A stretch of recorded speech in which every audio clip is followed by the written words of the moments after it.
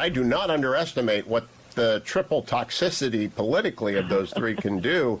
I hope there are cameras and microphones, because you put those three together and they could say anything, Ronna. Well, maybe they can get a full sentence out.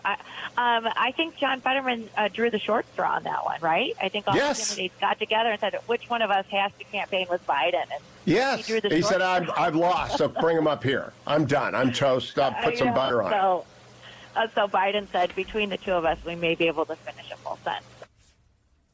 Oh, my God.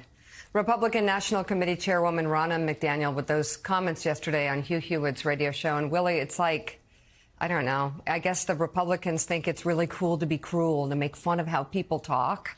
I guess they learned it from their top guy, who mocks and bullies people, but also has a problem with stealing classified documents, and has like 4 different legal investigations against him. But they're so cool because they can make fun of like Joe Biden's stutter.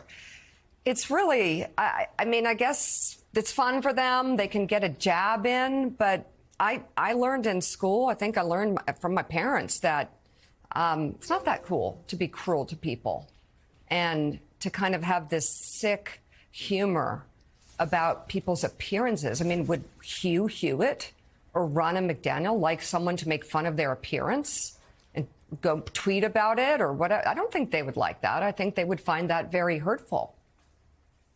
Yeah, you would think so. But remember, if you're wondering if Ronna McDaniel and others take orders from Donald Trump and lead by his example, she changed her name for Donald Trump. She took the Romney out of there at his request. Well, so there's your answer to that question. But even Dr. Oz has taken that on, right? He's trying to inject a little Trumpism when he said, when he got caught in the crudité mess, his campaign said, well, maybe if John Fetterman ate some more vegetables, he wouldn't have had a stroke. Really?